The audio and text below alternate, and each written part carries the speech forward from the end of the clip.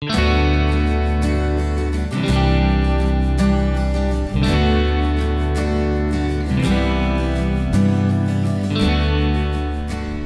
the past 4 years, teachers at Harwood School in Gloucester have been developing a new way of teaching geography. If you've got room, perhaps postbox. Anxious that the National Numeracy and Literacy Hours were not meeting the needs of all their pupils, they changed the way the curriculum was delivered.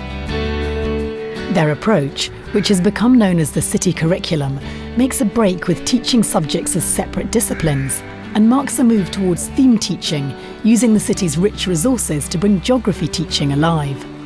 It was developed initially by head teacher Richard Martin. The city has a cathedral, a major river. It's a city with a great historic tradition. It seems to me that that's an ideal starting point for study, but it's also something, because it's so close, you can return to and study in greater detail, go into things in more depth, or study from a different angle or a different vantage point. To understand how this approach is being implemented at Harwood, we've filmed 2 examples of the city curriculum in action. Kelly Staniforth and a group of volunteers are about to take her Year 3 class on a field trip to learn how places change over time. The city curriculum is based around experiential learning, on the principle that you learn far more by experiencing the objective than just being told about it. And in essence, that's what we try to create. All these things. Becky Ballinger's Year 4 class are using the River Severn as a source for work in science and geography. Very, very small fish, about that big. Minnows. So minnows, good boy. So you get minnows, bullheads, dace, which all live near the source of the River Severn. By doing something like this, where they're actually looking at real things, they're far more able to remember what they've learned, and it's more significant for them than if they were just reading a worksheet and collecting information from it. It's bringing everything back to life, I suppose. So how did this approach develop? For Richard Martin, it was his experience of topic teaching as a class teacher and the more recent demands of the national curriculum that led him to look at more creative ways of teaching. When I started teaching, which was 30 odd years ago, that's the way we did it, and we did it very well in the school that I was in, and I would have no doubts that school, if presented now, would stand up to scrutiny in terms of the standard of work, the attainment in the basic subjects of maths and English and science. But we did it in a very interesting way. That particular approach was discredited, really, and it became more and more important that children were able to read, to write. Literacy and numeracy became the most important things to be presented in the primary school, and quite rightly so. And a whole organisation then of teaching strategies were built around that. But I think those of us working in schools with young children started to see and to feel that doing more and more of the same thing wasn't necessarily helpful, and for those children particularly who struggled, it was almost becoming counterproductive. It became more and more difficult for them. Today, Kelly's class are doing some field work, looking at change in their local environment. Kelly has invited a former teacher from Harwood, Martin Ellis, to talk about the changes in Tuffley he's seen in his lifetime. He's going to take the class on a tour of the local area. Lovely to see you all Year 3, and parents and grandparents as well, I think. So I don't want to say too much, so we want to get out and have a look. But I understand from Miss Staniforth you've been looking at maps of Tuffley, what it was like about 60 or 70 years ago. I can't remember that long back. Since you've been in the juniors, what changes have you seen? A new fence. A new fence, that big green fence all the way around, yes. New development. Whereabouts? Right round Tuffley. Yeah, there's been some new developments in Tuffley, yes. And they've built new flats and houses. New flats and houses. Has that made any changes around here, the houses and flats being built? Has it been a bit harder for you to cross the road sometimes because of all the big lorries going through? Yes? Now, if we go back when I was your age, I went to the infant school, Grange Infants, and I used to walk along Grange Road. What do you think I saw as I went along there? Fields. Fields, that's right. Lots and lots of fields, but not very many houses. Okay, we're going to leave school through the front, so we're going to go past through Harwood Close. Kelly's class have maps of the local area, as it was before the Second World War. Their task is to identify how Tuffley's changed over the past 60 years.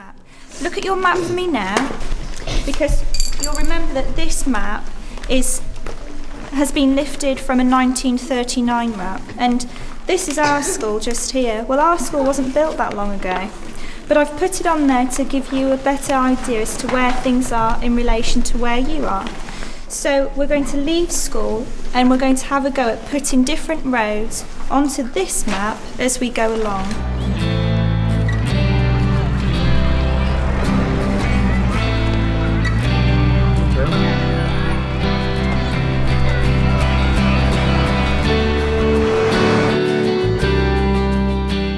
We're using the local area to enhance what we have to actually cover in the curriculum anyway. So we've picked things to complement our topics, and we plan visits and use the resources that are local to it, especially in geography, where a lot of it is to do with map work and change, and of course that links in with the science of environmental issues. On the map, on the little bit coming down from the school, I would like you to mark in Harwood Close. And it's not just local landmarks, but also local knowledge that can help bring teaching alive.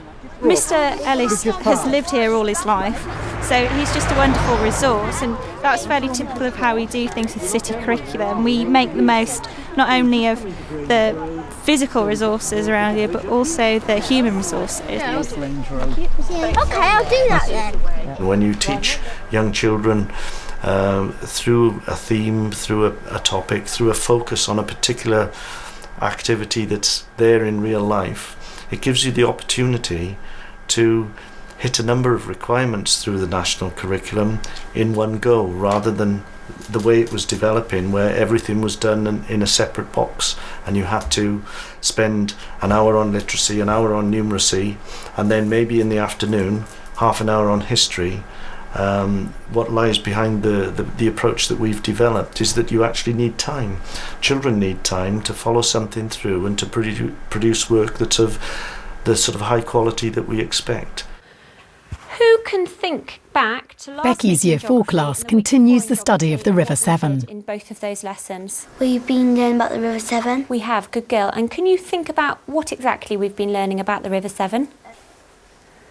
Harry? The mouth. Good boy, we've learnt about the mouth of the river. What is the mouth, Harry? The bottom of the River Severn, what goes into the sea. Good boy, it's the bottom of the river and it links into the sea itself. Who can try and tell me something about perhaps near the source of the river or the middle of the river or the estuary? The differences between those three places. Why do we get fast flowing water at the source? Ainsley? Her class are organised into 3 different activity groups, each one using the river topic to enrich the curriculum. Today we're having a carousel lesson, so it's doing 3 activities at the same time, 1 of which will be teacher-led and 2 which will be independent activities. I'm going to be looking at, first of all, art, because for some children that's the area that they really shine in. And our art is all to do with the river and the fish in the river. They're going to be looking at the tiny marks on the fish, and they're going to be trying to replicate those onto paper using a different selection of pencils. The very heart of the city curriculum is to offer to young people first-hand experiences which basically attract their interest, make them go, wow, make them want to find out about things, and also to give them the opportunity to use the arts, to use dance, to use drama, to explore the world around them. Children learn in a variety of ways. They don't all learn in the same way, and some children can learn very effectively in a classroom situation where the teacher is teaching them, but not all children learn effectively like that. Can you have a look, see what's opposite to us now? Can you see the house here? Look across the road from where we are at the moment, please. Now this used to be a dairy. What do you get in a dairy? What do you buy in a dairy? Milk, yes. And where do they get the milk from to sell here? Cows. Yeah, the cows. And where were the cows? On the farms. And what do we have along here? Lots of farms, didn't we? So probably the milk was brought from the farms to the dairy here. Now have a good look at the houses there. Can you see how many changes there are on those houses? Can you see what's being done to them? Anything? Can you see anything that's being done? There's new windows. There's the window right there. Yes. Next to the black pole, and then next to it, looks like someone's made a door there. That's right. There used to be a door there. What about the chimney pot? Have you got a chimney pot like that on your house? No. No, you haven't, have you? That's old. Where my mum used to live. Just up here. She lived in this house. She was born here. By doing a trip and actually going out and looking at places, it helps the children to access the activity regardless of their ability and their skills. So many skills are included, and the actual experience allows them to take far more away with them in terms of their understanding than they would have otherwise done in a classroom situation if they were merely looking at textbooks, for example. The main study is obviously about geography, but other subjects will come into discussion and into the planning. The teacher obviously will plan for those things to happen. For example, there'll be quite a significant element of science in the work, because obviously fish live in the river. The fish can be taken out from the river and studied closely. They can in fact be dissected and look at what's inside the fish. We're entering sort of unknown territory then, if you like, between the child and the teacher, and probably at that stage we're moving beyond the Key Stage 2 curriculum into maybe Key Stage 3. The pelvic fin. Right, you're very close. These two are called the pelvic fins here. What these do, you know, when we stand up, we're balanced, and if we stand on one leg, we're not balanced. If that didn't have that fin, it wouldn't be balanced. So that controls balance and how much it rolls around. I think it's an important part of learning to keep them interested and to keep them enthused about what they're doing so that they want to learn, rather than coming to school and learning being a process where they're being taught something and then they write about it. The purpose of the fieldwork is to help Kelly's class develop an understanding of how places may change in the future. But that's going to close down soon, isn't it?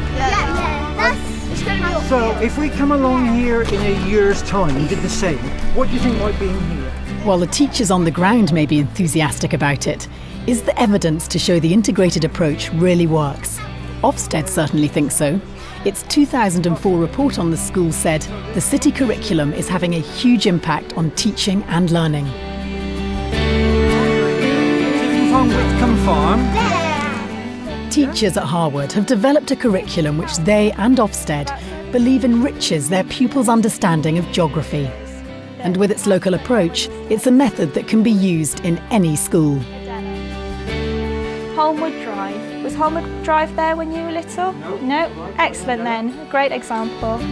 There's something opposite Holmwood Drive. You can remember what that feature was?